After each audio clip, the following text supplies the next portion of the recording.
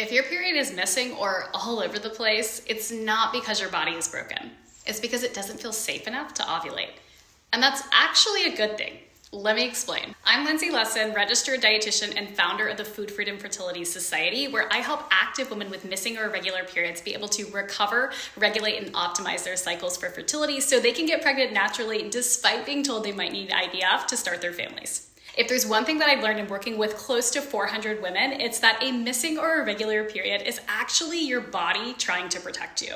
Think of your period as a monthly report card. Your body is giving you a report of how your hormones are responding to the environment around you. Ovulation only happens when the brain feels safe, enough energy, the right balance between exercise and rest, and a body that's resilient enough to handle stress. When energy is lacking, your hypothalamus will actually downshift a variety of body functions. Think about your thyroid hormone. A lot of the women that we're working with who are under fueling and it's impacting their cycle, we will typically see a normal TSH, but when we do a full thyroid panel, we'll see low T3, which almost always indicates that there's some sort of low energy availability going on. We also see under fueling impacting digestion, so the body simply doesn't have enough energy to regularly move food and waste through the digestive tract, which means those things might be sitting in the stomach and small intestine longer than they need to, causing a slew of downstream gut issues. When energy is lacking, we'll also just start to see the body slow down a variety of body systems. We'll see women with really low resting heart rates. And while a resting heart rate in the 50s or 60s can just mean that you're pretty fit, when we start dropping into the 40s or high 30s, that's usually more of a sign of low energy availability versus being in shape or being super athletic. We also see that the core temperature of the body is lowered, so you'll see this on a basal body temperature tracking chart, or you might just notice that you're feeling colder, you always need an extra jacket, you are just that person who tends to kind of run cold. Of importance too, many women that are experiencing this will have normal labs when they have their blood work done. And it's important to note that there is a difference between the normal range for your hormones and what is optimal for your body to have that regular healthy cycle and be able to reproduce and make a baby. We also typically see some sort of low to normal sex hormone production. So if we were to run a hormone panel, we would typically see low estrogen, low progesterone, and possibly low luteinizing hormone.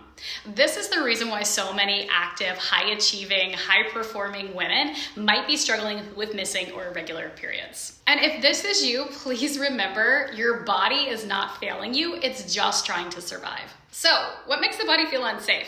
Chronic underfueling, whether unintentionally, you're just trying to clean up your diet, eat healthy, maybe you're counting macros, or intentionally, you're trying to lean out, you are intentionally intermittent fasting or cutting out certain food groups. That can be a trigger. Also too, overtraining, going too hard in the gym, not replenishing with good post-workout and pre-workout nutrition, or a high level of emotional stress. Now, if you fall into the category of total period loss with something like functional hypothalamic amenorrhea, there is typically some sort of combination of all three of these triggers going on.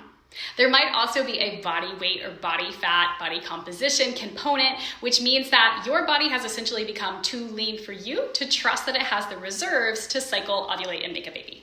And important to note here, you might just be eating healthy because you love to eat healthy, and you might just be pushing yourself and training really hard for the love of the sport. However, there's a difference between what you perceive to be healthy versus what your body actually needs to make hormones and be fertile. And this is especially true for active women or athletes who have struggled with disordered eating or eating disorders in the past. Regardless of your intentions, it can be pretty easy to slip into an energy deficit. And it's that energy deficit that starts to down-regulate the production of sex hormones, in particular estradiol and luteinizing hormone.